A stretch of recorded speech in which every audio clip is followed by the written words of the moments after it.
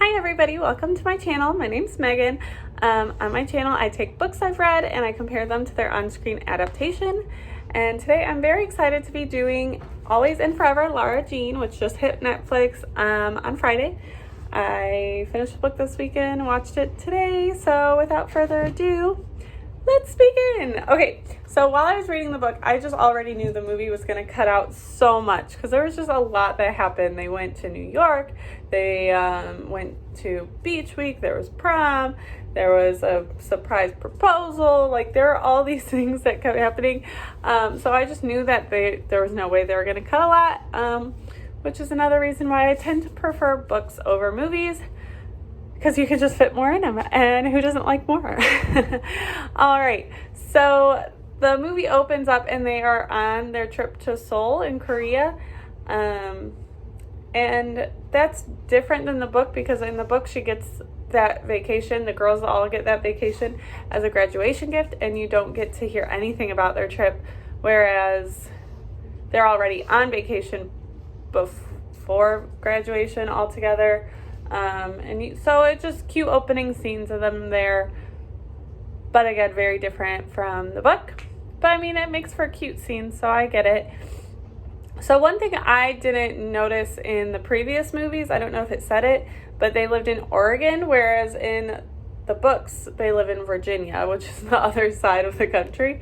So I thought that was kind of weird, and because of that, the school that was her choice in the movie that they wanted to go to, her number one school, Peter's school he's going to, was Stanford, whereas in the book it was a school, UVA, which I'm guessing is just University of Virginia. I never looked it up. One other thing that is different is that in the movie she has never seen Stanford. She just kind of wants to go there. But in the book, she's very familiar with UVA. She's gone there a ton of times. Like, it feels like home to her. So I kind of liked that part of the book, her reasoning for wanting to go to UVA, whereas with Stanford, it's just kind of for Peter. I wish they would have just kept that relationship. Even though it's Stanford, I wish they had kept it like the same relationship, that same fondness of the school. And then one weird thing, Kitty had a love interest in the movie. That was like a random addition. I don't think it necessarily needed it. I mean, it was cute, I guess, but it only showed them for like 2 seconds, and then like she texted about Harry Potter or something. So I don't know. I don't know how old she's supposed to be in the movie. I'm really bad at like guessing kids' ages, but in the book she's like 11 or 12. So I don't know. I just thought that was kind of unnecessary of an addition. And then one thing that made me mad about the movie was in the book, he included all the girls with the proposal. He talked to them all about it first. He said, is it okay if I propose to her? To Margot, he asked Margot, Lara Jean, and Kitty. And then Kitty and Lara Jean and Peter all got to help with the proposal by a waterfall. It was all a surprise. And in the movie, it just kind of shows Lara Jean sees it through a window, and like, that's it. It was this like tiny thing, where in the book it was this big ordeal. So that kind of made me sad. I don't know if I've mentioned this in past videos, because I've done the whole trilogy now. Louie, go. I'm sorry, my dog. That's funny, because my next point is about a dog. Their dog's name is Henry in the movie, where in the book it's Jamie Foxx Pickles. So it's a little change, but like also I'm like, why'd they change it? Is it like some weird thing where they can't use Jamie Foxx's name? I don't know. And then in the movie, she texts Peter on accident that she got into Stanford. That never happened in the book. She never told him she got in. She just kind of... Louie, go. My goodness, I'm sorry. Dogs are so irritating sometimes. So she texted him that she got in, and then he came over with his car all decorated and was like celebrating her, took her out to get pancakes. Then he did a promposal with pancakes, which, by the way, that was so lame. Like, his idea in the movie was in the book was so much better, even if it got kind of busted. But that was funny. Like, it was just funny in the book, and he just did it with pancakes in the movie. It was just like, can you even call that a promposal? He just asked her to prom. I feel like promposal has to be like a big thing. It's not just, hey, will you go to prom with me over pancakes? I don't know. Let me know if you disagree. And then her friend, Lara Jean's friend Chris, goes to prom with Trevor on a date. And it was funny, he asked her with a Subway bouquet too. But in the book, she doesn't even want to go to prom, and she ends up going last minute. But Trevor, it was not even mentioned in this book. So, I mean, I guess it's nice that they gave her a little love story too. They're just giving everyone love stories. And then, so when they went to New York, Lara Jean went and got the world's best cookie by herself, which was kind of sad. Like, I don't know. I thought it was nice in the book. Peter ditched out. He snuck out of his tour group. He ran all the way there, ran all the way back to get her the best cookie. I don't know. I feel like they just really played up how nice of a guy and how good of a boyfriend he was in the book, and you don't really see that in this movie. So that was kind of sad. My dog's back. Oh my goodness. And then she falls in love with NYU on that school trip to New York, which is different. You know, in the book, she's going to UNC, North Carolina, University of North Carolina, and she doesn't visit it before she finds out. So she finds out after this New York trip that she got into NYU. She's just like, ooh, this would be cool if I went here. She found out on the school trip. In the book, she found out she was accepted to UNC, and then her friend Chris was like, hey, we gotta go check it out. We're gonna go on an impromptu road trip, and, you know, we're gonna go crash this party. And it's all Chris's idea, but this time it's kind of Lara Jean's idea. And she's like, hey, let's go to this party, Chris. And it's just, I feel like it's very out of character for Lara Jean, what she does in the movie, as opposed to the book. I mean, yeah, she's taking leadership of her own life, but I kind of liked it better in the book because she was kind of still stuck on this idea and then had to be dragged to realize that something was better. And then in New York, they were hanging out with Jen, which was so random because, again, she wasn't mentioned in this book either. Wow, I'm already at 7 minutes. I'm sorry. Okay. And then I was mad because where was Stormy in this whole movie? Like, why even? She was a character in the second movie. She's a character in the book. Why not give her a little cameo at least? I understand if you can't fit everything, but she gave her the ring. She said, why say yes? I mean, why say no when you really want to say yes? And all this stuff, and then the funeral, and she sees John McLaren, and John McLaren was even in this movie. I was like, boy, John Ambrose, that's my...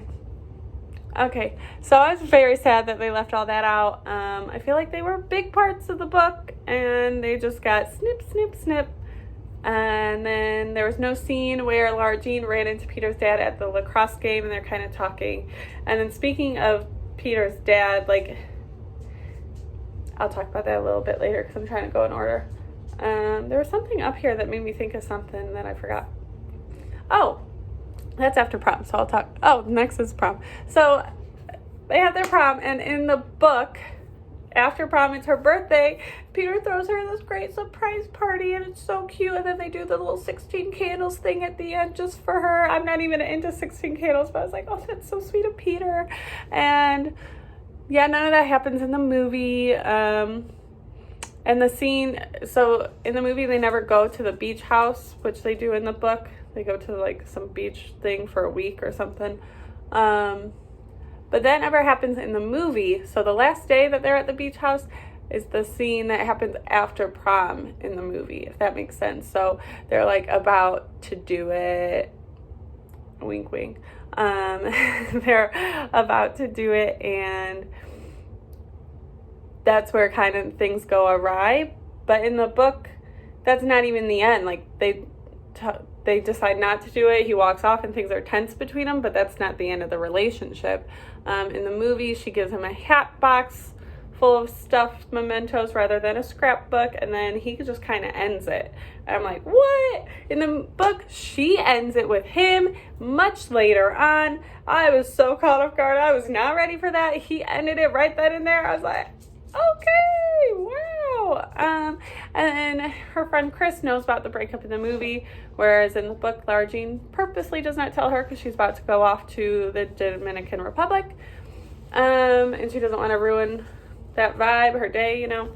In the movie, there was no weirdness between Margot and Trina. I feel like there was a little bit of weirdness between Lara Jean and Trina, which was interesting. But Margot and Trina was not a thing. Go! Was not a thing.